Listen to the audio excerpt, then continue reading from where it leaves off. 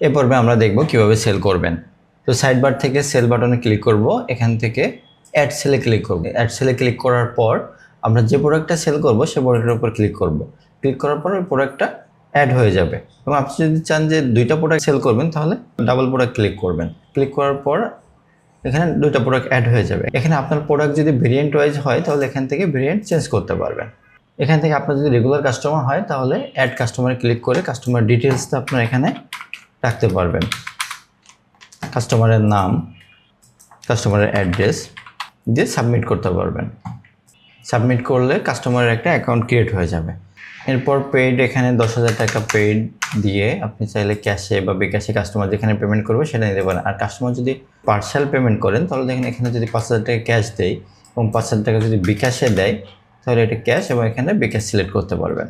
এরপর আপনি যদি কাস্টমারকে ডিসকাউন্ট দিতে চান এখানে ডিসকাউন্ট অ্যাড করতে পারেন। যদি ভ্যাট থাকে ভ্যাট অ্যাড করতে পারবেন।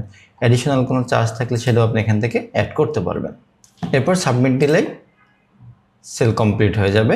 এখান থেকে ইনভয়েস প্রিন্ট করবেন, ইনভয়েস প্রিন্ট করে কাস্টমারকে দেবেন। এরপর আপনি এখান থেকে সেল লিস্টে গিয়ে আপনি সেল করলেন সেটা আপনি এখান থেকে দেখতে পারবেন। এখান থেকে আপনি ইনভয়েসটা দেখতে পারবেন বা এখান থেকে প্রিন্ট করতে পারবেন। এখানে ডিটেলস আপনি দেখতে পারবেন যে কোন প্রোডাক্ট সেল করছেন, কত টাকা সেল করছেন। এবং প্রোডাক্ট এক্সচেঞ্জ করতে চাইলে এক্সচেঞ্জে ক্লিক করে এখানে এক্সচেঞ্জের যে ইনভয়েস নাম্বারটা দেওয়ার পরে ওই ইনভয়েসের আন্ডারে যে প্রোডাক্টগুলো সেল হয়েছে সেটা এখানে শো করবে। শো করার পরে যে প্রোডাক্টটা আপনি এক্সচেঞ্জ করতে চাচ্ছেন বা যে কাস্টমার যে প্রোডাক্টটা নতুন প্রোডাক্ট নিতে চাচ্ছে সেই প্রোডাক্টের উপর ক্লিক করবেন। ক্লিক করে কোন প্রোডাক্ট এক্সচেঞ্জ করতে যাচ্ছেন সেটা রাখবেন। রাখার পরে এখানে টোটাল প্রাইসটা ম্যাচ হয়ে যাবে। এরপর আপনি সাবমিট দিলেই এক্সচেঞ্জ কমপ্লিট হয়ে যাবে এবং ইনভয়েস প্রিন্ট করতে পারবেন।